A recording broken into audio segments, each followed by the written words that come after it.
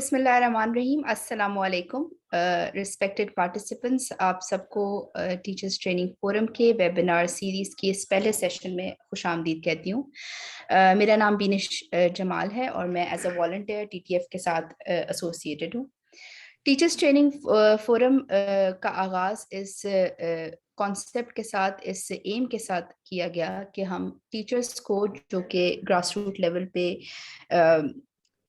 काम कर रही हैं और अपने फ़राइज़ सर अंजाम दे रही हैं, उनको ये एक्सेस दिया जाए कि जो भी वर्ल्ड फील्ड ऑफ एजुकेशन में तरक्कियां हो रही हैं या जो भी एडवांसमेंट्स हो रही हैं या जो भी ट्रेनिंग्स हैं, जिस किस्म की भी डेवलपमेंट्स हो रही हैं, उनको उन चीज़ों के बारे में आगाही फराहम की जाए और उनको एक्सेस दिया जाए कि वो अपने रिसोर्सेज, अपने एबिलिटीज़ के अंदर रह के उन चीज़ों को सीख सकें और उनसे एक बेहतर अपने अपने प्रोफेशनल डेवलपमेंट अपनी कर सकें। इसी सिलसिले का आगाज़ हमने अपने ट्रेनिंग मॉड्यूल से किया, जो हमारा स्टेज 1 के तौर पे आप सबके सामने इंट्रोड्यूस किया गया, जिसमें हमने अपने व्हाट्सएप डिस्कशन ग्रुप्स के अंदर चैप्टर वाइज एसएनसी डॉक्यूमेंट को डिस्कस किया और वीकली उसकी असेसमेंट्स की गई। हर संडे को हमने टेस्ट लिए और उनको एवेलुएट किया और फाइनली जब सारे चैप्टर्स कंप्लीट हुए तो हमने उसके सर्टिफिकेट्स डिस्ट्रीब्यूट किए गए, जो ऑब्वियसली मेरिट पे किए गए। ये नहीं कि जिसने भी टेस्ट दिया और अगर क्वालिफाई नहीं भी हुआ तो ऐसे नहीं किया गया, बल्कि उसको मेरिट की बेसिस पे और क्वालिफिकेशन की बेस पर उनको सर्टिफिकेट्स प्रोवाइड किए गए। अब ये उसी सिलसिले की सेकेंड स्टेज है जिसमें हम आज उसका बाकायदा आगाज कर रहे हैं। इसमें हम सिंगल नेशनल करिकुलम को एसोसिएट करेंगे पंजाब टेक्स्ट बुक बोर्ड की जो मॉडल बुक्स अवेलेबल है मार्केट में। इनको क्यों पीटीबीबी की बुक्स को हमने फोकस किया है, उसका रीज़न प्राइमरीली यही है कि ये हमारे पास रेफरेंस बुक्स हैं जो इजीली अवेलेबल है मार्केट में, हर एक को इसका एक्सेस है और ज़रूरी नहीं है कि आपके स्कूल में या आपके इंस्टीट्यूट में यही किताबें पढ़ाई जाती हों। हो सकता है कि आपको कोई और किताबों के साथ आप अपना सिलेबस डिज़ाइन कर चुके हों। इट डजेंट मैटर, क्योंकि बेसिक हमारा वही गोल है कि हमने ऑब्जेक्टिव्स अचीव करने हैं जो करिकुलम में मेंशन्ड है। लेकिन हम चूंकि पंजाब टेक्स्ट बुक बोर्ड की किताबें उसी करिकुलम के ऊपर बनाई गई हैं एक सैम्पल के तौर पर, तो हम उनको एज रेफरेंस पॉइंट यूज कर रहे हैं अपने स्टेज 2 में।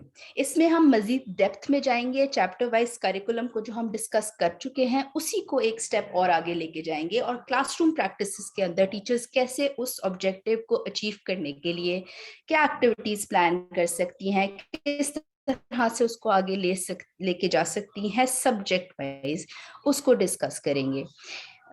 आज का सेशन जो है वो एक इंट्रोडक्टरी सेशन होगा जनरल साइंस सब्जेक्ट के हवाले से, और यहाँ मैं ये बात ऐड कर दूं कि टीटीएफ का फोकस और लॉन्ग टर्म ऑब्जेक्टिव यही है कि हम सब्जेक्ट स्पेशलाइज्ड टीचर्स और ट्रेनर्स को हम फोकस करें, उनको आगे लेकर आए जो अपने अपने सब्जेक्ट्स में महारत हासिल करते हैं, ताकि उनकी रहनुमाई के जरिए हम अपनी जो नई आने वाली टीचर्स हैं या जो अभी उतनी एक्सपीरियंस नहीं हैं उनको हम ट्रेन कर सकें, ताकि वो भी अपनी अपनी फील्ड में अपने अपने जगह पे एक्सेल कर सकें। इसी सिलसिले में आज हमारे साथ मिस हाजरा शिराज मौजूद हैं जो जनरल साइंस इंचार्ज के तौर पर ट्रेनिंग मॉड्यूल स्टेज 1 में अपना काम बखूबी सर अंजाम दे चुकी हैं।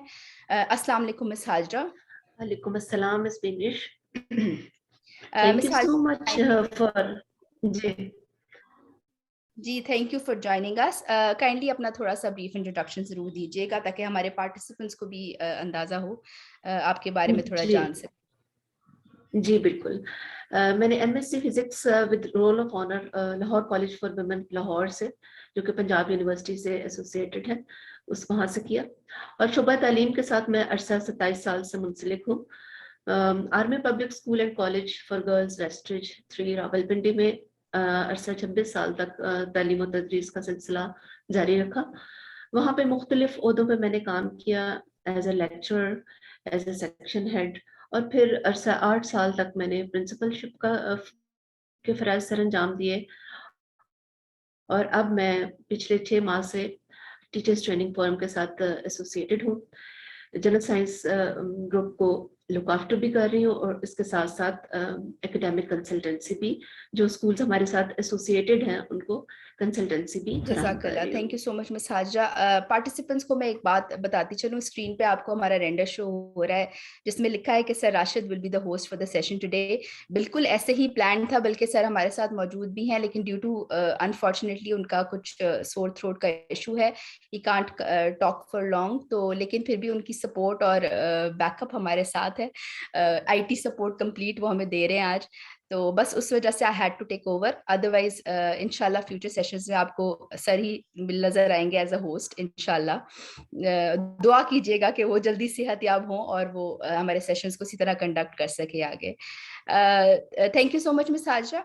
अच्छा, इस सेशन को हम फॉर्मली स्टार्ट करते हैं। पहला सवाल जो मेरे जहन में इस चीज को, जहाँ साइंस, क्योंकि जाहिर है हम एक साथ भी काम कर चुके हैं इससे रिलेटेड जी जीडीएफ में, जनरल जी लोगों हाँ। के जहन में बात आती है कि साइंस एज अ सब्जेक्ट पढ़ाने की, बिल्कुल बेसिक उससे हम स्टार्ट करें कि साइंस को एज अ सब्जेक्ट पढ़ाने की इम्पोर्टेंस क्या है, क्या नीड है साइंस को as a basic subject of in any school, उसको पढ़ाने की क्या जरूरत है?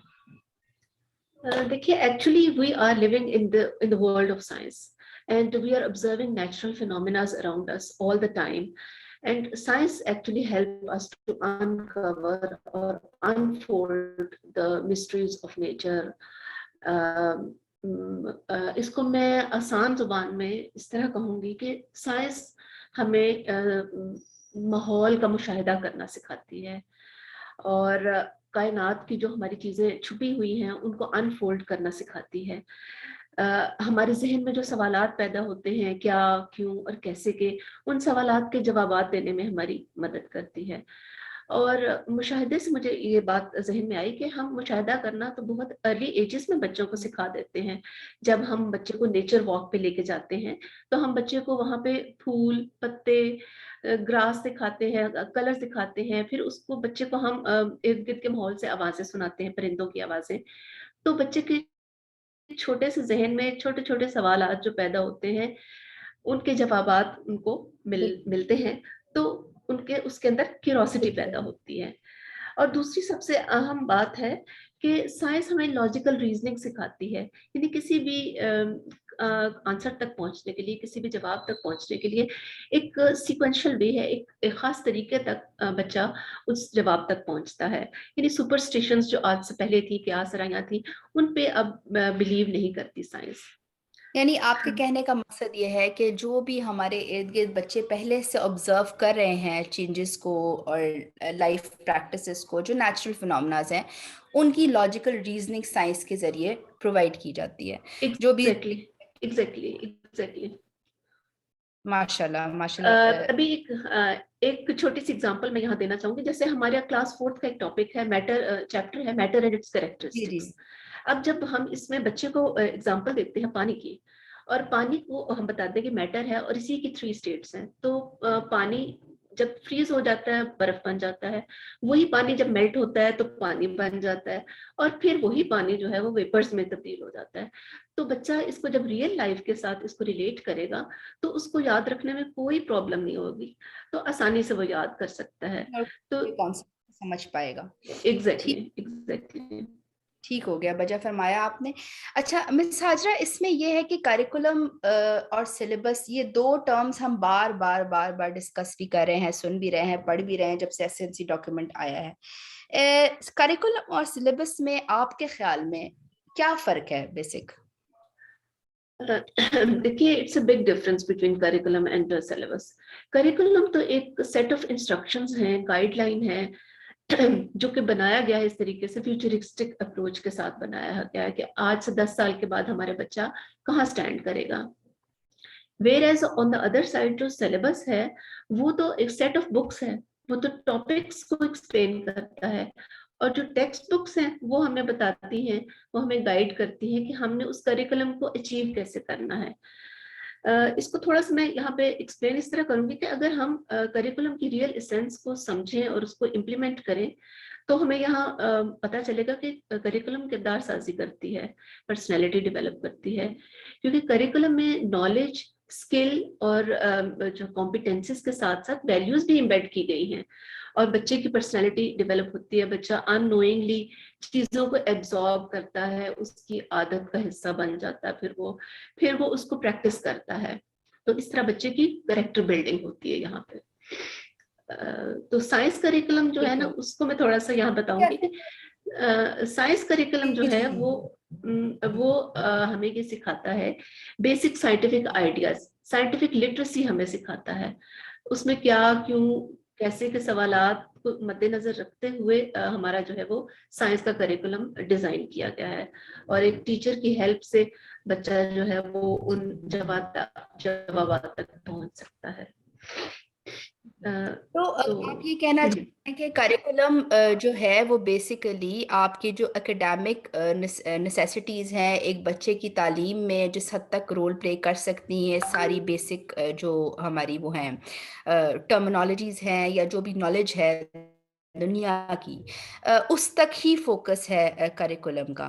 क्या ये आपकी बात से मैं अखज़ करूं? नहीं, ऐसे नहीं है। इसमें जो वैल्यूज हैं आप उसको भी देखिए, कि जैसे हम कहते हैं कि तालीम के साथ साथ तरबियत भी शामिल होती है। बिल्कुल। हिडन करिकुलम की मैं यहाँ पे बात करना चाहूंगी, जो कि हमारे करिकुलम का एक बहुत इम्पोर्टेंट पार्ट है, और जिसको हम कहते हैं हिडन है, और लेकिन बच्चा अननोइंगली चीजों को एब्जॉर्ब कर रहा होता है, वैल्यूज लर्न कर रहा होता है, रिस्पेक्ट, ऑनर, डिग्निटी, ट्रूथफुलनेस, ये सारी चीजें बच्चा अननोइंगली एब्जॉर्ब कर रहा है, और इसी को हिडन करिकुलम कहते हैं।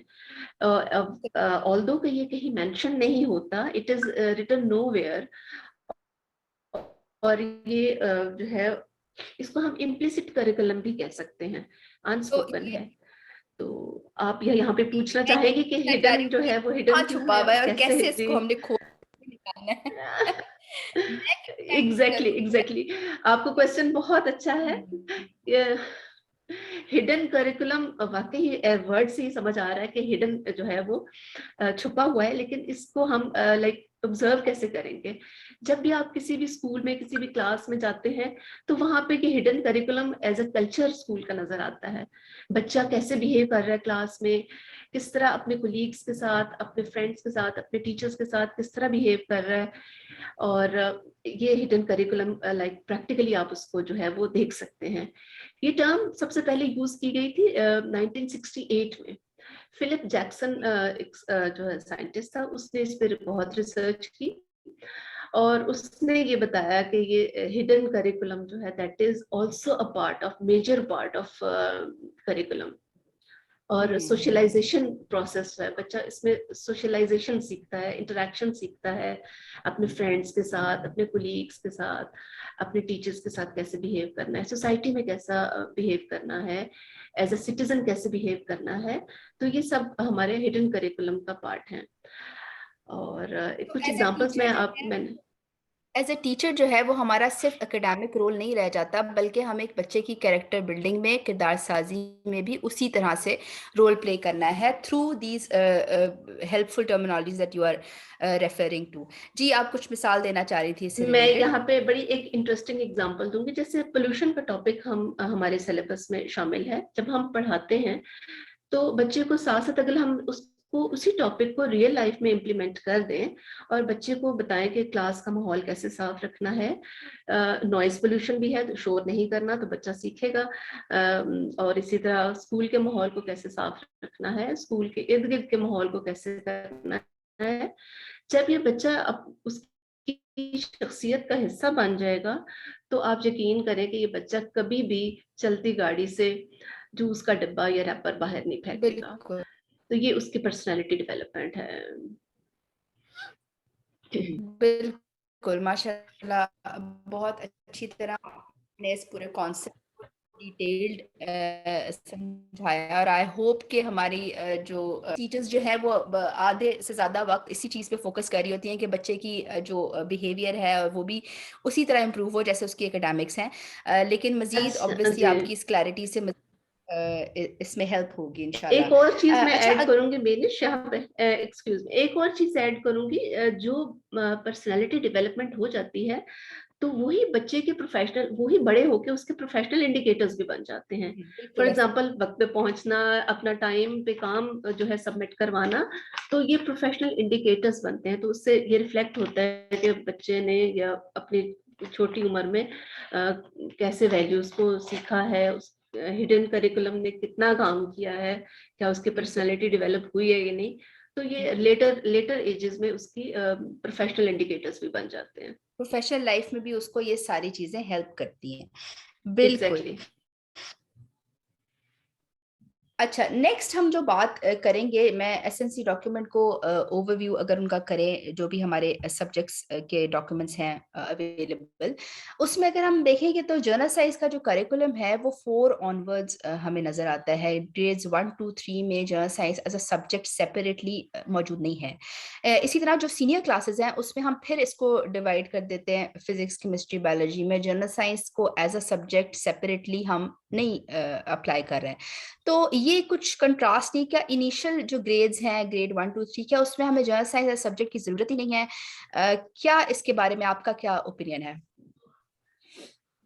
देखिए विनिश, अपेरेंटली तो हमें यही लगता है कि there is a big contrast, कि हम पहले जीके पढ़ा रहे हैं, फिर उसके बाद हम क्लास 8 तक जनरल साइंस पढ़ा रहे हैं, और फिर ऑल ऑफ अ सडन हम फिजिक्स केमिस्ट्री और बायोलॉजी पे स्विच ओवर हो रहे हैं। एक्चुअली ऐसा नहीं है।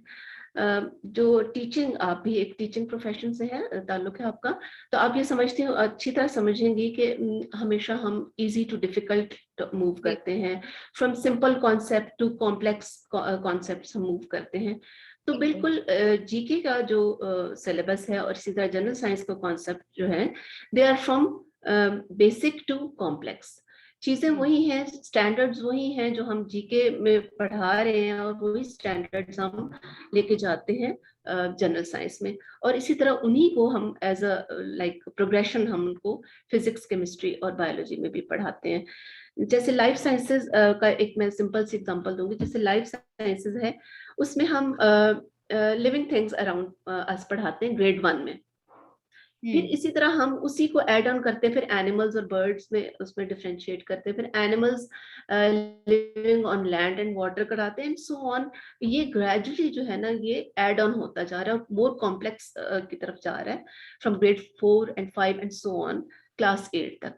8 में पहुंच के बच्चा इतना मेच्योर हो चुका होता है कि इतना नॉलेज एब्जॉर्ब कर सकता है, उसकी एज भी इतनी अप्रोप्रिएट हो जाती है, उसका मेंटल कैलिबर भी इतना लाइक हो चुका होता है, इनफ हो जाता है कि वो फिजिक्स केमिस्ट्री और बायोलॉजी उन तीनों को एज अ सेपरेट सब्जेक्ट जो है वो पढ़ सकता है। तो ये इनमें ग्रेजुअल प्रोग्रेशन है, देयर इज नो कंट्रास्ट। ठीक है। तो बच्चे की ब्रेन डेवलपमेंट, उसकी जो कॉग्निटिव एबिलिटी है, उसके हिसाब से ये प्रोग्रेशन जो है वो एसएनसी करिकुलम में इसको ध्यान में रखा गया है। एग्जैक्टली। बिल्कुल। बड़े अच्छे तरीके से आपने इस चीज को एड्रेस किया। अच्छा, एक और बड़ी इंटरेस्टिंग बात है, जो मेरा बेटा है, जैसे उसको अब आर्ट्स में बहुत इंटरेस्ट है, तो उसको नहीं साइंस पढ़नी, उसको यही उसका होता है कि भाई मुझे तो नहीं मेडिसिन में जाना है या साइंटिस्ट बनना है, तो why should be I be studying science in school, या उसमें क्यों मुझे गुड स्कोर्स लेने हैं? तो इस तरह के क्वेरीज को आप कैसे एड्रेस करेंगे? मतलब साइंस की इतनी क्या इंपॉर्टेंस है for to be an integral part of teaching in school level? बिल्कुल, आपका बड़ा अच्छा क्वेश्चन है। अक्सर पेरेंट्स भी और अक्सर स्टूडेंट्स भी यही क्वेश्चन करते हैं कि साइंस तो हमने नेक्स्ट आगे पढ़नी नहीं है, तो अब हमें क्यों साइंस पढ़ाई जा रही है, फिजिक्स केमिस्ट्री हमें क्यों पढ़ाई जा रही है। एक्चुअली साइंस पढ़ाने का मकसद साइंसदान बनाना नहीं है। साइंस तो एक अंदाज़े फिक्र डेवलप करती है, एक सोच डेवलप करती है कि बच्चा उस शेल में से निकल के बाहर सोचे, और बच्चे को सवाल करना आए, बच्चे को जवाब तलाश करना आए। तो साइंस तो एक सोच को डेवलप करती है, वो ना कि हमें हमें सिर्फ साइंसदान ही चाहिए। हमें इसके अलावा हमें डॉक्टर्स चाहिए, इंजीनियर्स चाहिए, हमें इकोनॉमिक, जो लोग इकोनॉमिक्स पढ़ते हैं हमें वो भी लोग चाहिए, जो लोग आर्ट्स पढ़ते हैं, जो पेंटर्स बनते हैं, हमें वो लोग भी चाहिए। तो आपका क्या ख्याल है कि जो आर्ट्स है वो साइंस नहीं है? आर्ट भी एक साइंस है, जिसमें आपने डिफरेंट कलर्स को डिफरेंट रेशियोज के साथ मिक्स करना है, तो आपके पास प्राइमरी से सेकेंडरी कलर्स बन जाएंगे। So it's also a science. जैसे आजकल तो स्टीम, जैसे आपने टर्म सुनी होगी, STEAM, STEAM, science, technology, engineering, arts and mathematics. So all these subjects are integrated. अब सेपरेट हम कोई सब्जेक्ट नहीं पढ़ा रहे। तो मेरा ख्याल है कि हमें साइंसदान के अलावा और भी बहुत से लोग चाहिए, इसलिए साइंस पढ़ना बहुत जरूरी है। हमारे जहन को खोलती है साइंस, और मजीद सवालात के जवाब ढूंढने में हमारी मदद करती है। बिल्कुल, जो 2 बेसिक स्किल्स जो हम एसएनसी के हर डॉक्यूमेंट में देखते हैं कि क्रिटिकल थिंकिंग और प्रॉब्लम सॉल्विंग, ये 2 बेसिक स्किल्स जो हैं इनको डेवलप करने में आपकी डिस्कशन से हम यही कंक्लूड कर सकते हैं कि साइंस एक बहुत इम्पोर्टेंट रोल प्ले करती है, क्योंकि वो रियल लाइफ से इस कदर क्लोज ये सब्जेक्ट है। तो आपकी जो क्रिटिकल थिंकिंग एबिलिटी है, लॉजिकल रीजनिंग की एबिलिटी है, उसको शार्पन करने में ये सब्जेक्ट बहुत इंपॉर्टेंट रोल प्ले अदा करता है। तो अगर फ्यूचर में बच्चा किसी भी फील्ड में जाता है तो वो लॉजिकली चीज़ों को देख सकता है, उनको ऑब्जर्व कर सकता है, और प्रॉब्लम्स में जब अगर पड़ जाए तो उनके सॉल्यूशंस भी निकालने की कोशिश कर सकता है। एग्जैक्टली। तो बिल्कुल। क्यूरोसिटी जो है ना, दैट इज वेरी,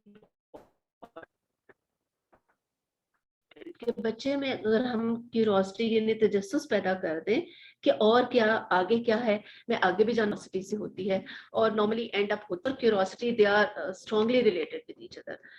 और एक बड़ा अच्छा इंटरेस्टिंग एक साइकिल है, curiosity and curiosity generated questions, they are all closely related.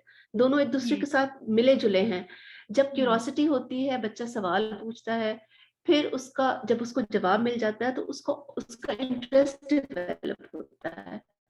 इसके साथ और साथ टीचर की अगर मोटिवेशन भी शामिल हो जाए इंकरेजमेंट में, तो उसका इंटरेस्ट डेवलप होता जाता, और एक्सट्रिंसिक मोटिवेशन दोनों एडअप हो जाती हैं। एक अंदर बिल्कुल, से उसकी मोटिवेशन और एक उसको टीचर की तरफ से मोटिवेशन जब मिलती है, तो बच्चा किसी न किसी मुकाम पे पहुंच जाता है। बिल्कुल। Thank you so much miss Hajra for being a part of this session. बहुत अच्छी तरह आपने सारी चीज़ को समराइज कर दिया कि हम इस इंट्रोडक्टरी सेशन में साइंस की इंपॉर्टेंस को जान सकें।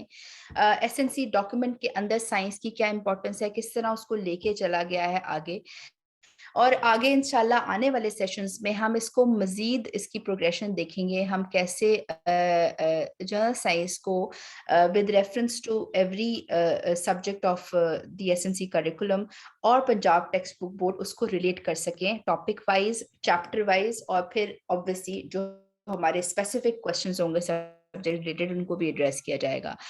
मैं सारे तमाम पार्टिसिपेंट से रिक्वेस्ट करूंगी, आपके कोई क्वेश्चंस हैं तो please feel free to ask, you can raise your hands if you want to ask a question, तो आपका माइक अनम्यूट कर दिया जाएगा and our speaker is here to answer your queries. या आप टाइप कर सकते हैं चैट में फॉर आपके आपके क्वेश्चंस को हम देख रहे हैं, मॉनिटर कर रहे हैं। If you want to ask a question please go ahead.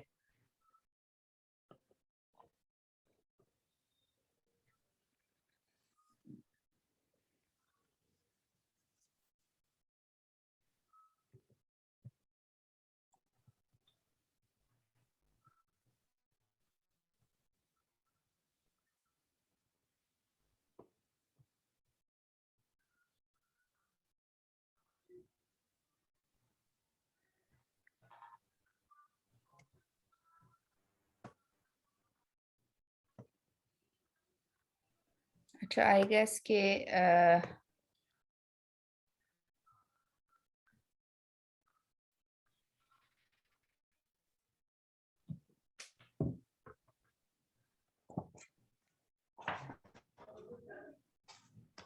अच्छा मिस हाजरा, एक सवाल है कि हम पंजाब टेक्स्ट बुक बोर्ड की किताबों को हम अपना, जैसे हमने टाइटल भी दिया, उसको हम अपना वो महवर बनाया हुआ है हमने, इसकी क्या रीजन है? इसका मतलब टीटीएफ ने इस पे क्यों फोकस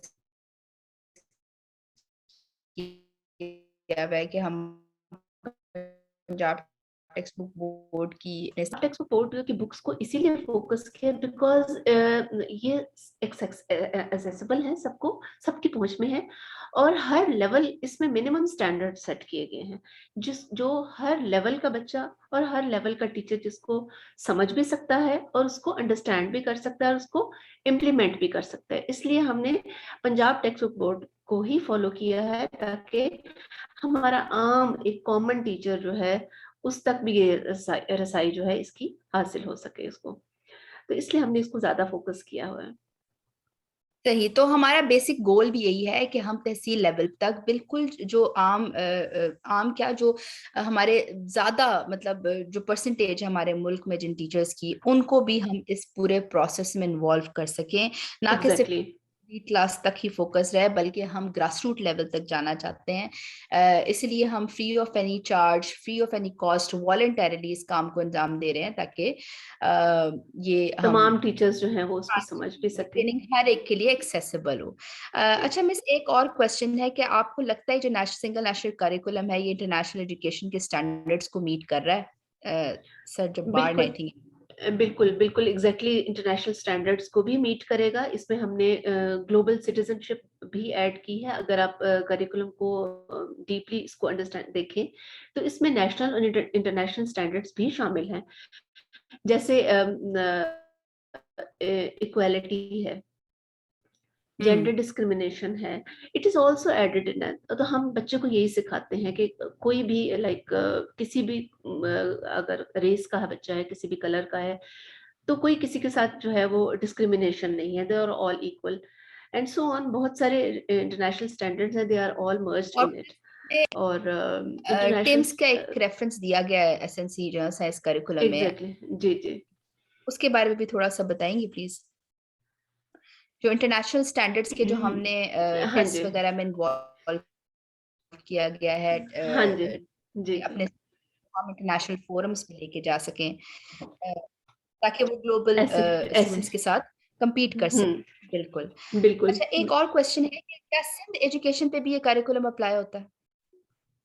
सॉरी जो एक क्वेश्चन उन्होंने किया है कि सिंध एजुकेशन जो है सिंध प्रोविंस जो है उस पे भी, आई थिंक ये तो बहुत ही जो क्वेश्चन है एग्जैक्टली वो एग्जैक्टली बिल्कुल।